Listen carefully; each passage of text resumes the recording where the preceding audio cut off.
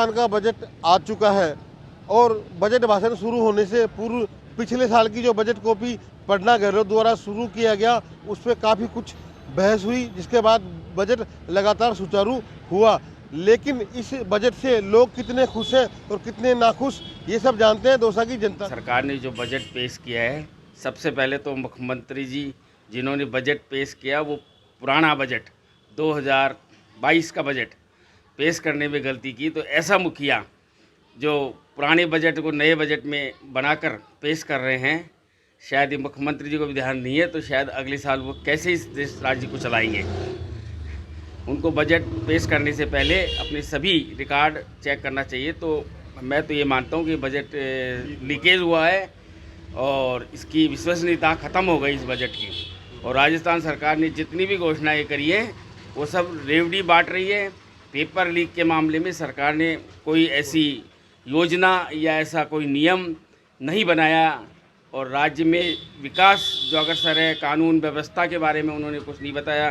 कानून व्यवस्था राजस्थान की सबसे खराब कानून व्यवस्था है और राज्यों से। अब बजट के हिसाब से सब ये घोषणाएं समझ रहे मात्र।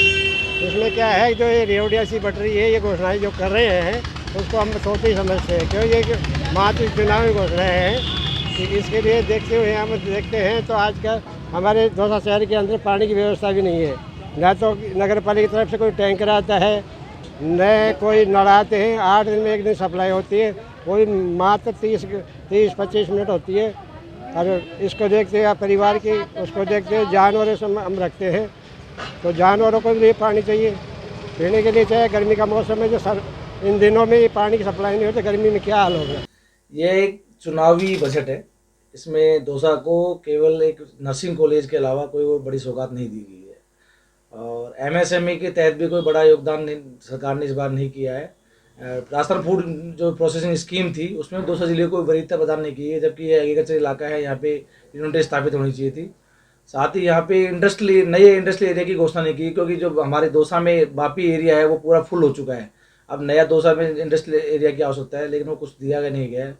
कुल मिला के एक चुनावी बजट ही लग रहा है, इसमें कोई विशेष दिया गया नहीं है। इसमें व्यापारियों में मायूसी है। बजट भाषण चल रहा है, भूल गए कि बजट इस साल का पढ़ना, अगली साल का पढ़ना। पिछले साल के बजट को पढ़ रहे हैं। आप कल्पना कर लो कि राजस्थान की तकदीर की क्या हिसाब किताब ये कर रहे हैं। हम आपको ये कहना चाहते हैं, भारतीय जनता पार्टी के नेतृत्व में जिस तरह से राष्ट्र दुनिया में चमक रहा है, यशस्वी प्रधानमंत्री ने दुनिया में भारत की छवि बना दी है, ऐसे में राजस्थान की छवि बनाने के लिए अब इनको कुर्सी छोड़नी पड़ेगी कांग्रेसियों को, क्योंकि केवल झूठी घोषणाएं, झूठे आरोप, ये आलोचना करना भी नहीं जानते। राजस्थान सरकार का अंतिम बजट बड़ा ही राहत भरा है। हर वर्ग को, हर व्यवस्थाओं को देखते हुए शायद इसको तैयार किया गया है। सबसे बड़ी राहत महंगाई को लेकर, जो सिलेंडर 101,070 का था उसको 500 का किया गया है। गरीब आदमी के लिए। और 50 यूनिट जो बिजली फ्री थी उसको 100 यूनिट किया गया है। और सबसे बड़ी खुशी की बात है, एजुकेशन स्टूडेंट्स को देखते हुए भी इन्होंने बहुत अच्छा निर्णय लिया है। 75 किलोमीटर ये पैदल या फ्री ऑफ कॉस्ट यात्रा कर सकते हैं सरकारी बसों में, सरकारी वाहनों में। दूसरा, इसके अंदर जो स्कूटी योजना थी, जिसके अंदर स्कूटी की संख्या बढ़ाई है। साथ ही स्टूडेंट्स जो एग्ज़ाम्स के लिए फॉर्म वगैरह भरते थे सरकारी, वो निःशुल्क कर दिए हैं। चिरंजीवी योजना का जो लाभ 10 लाख रुपए तक था उसको बढ़ाकर 25 लाख किया गया है। यानी कि महिला जो उद्यमी हैं उनके लिए भी मासिक भत्ते का प्रावधान किया गया है।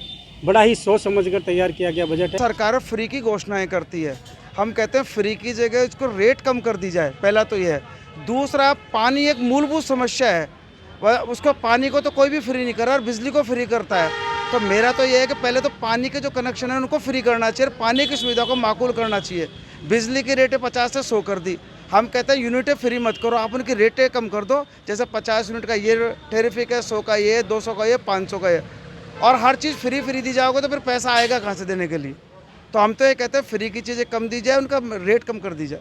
तो सुना आपने राजस्थान सरकार द्वारा अपना अंतिम कार्यकाल, इस कार्यकाल का अंतिम बजट पेश करने के बाद लोग कहीं खुश है तो कहीं नाखुश भी नजर आ रहे हैं। H N Pandey, Punjab Kesari TV, Dausa.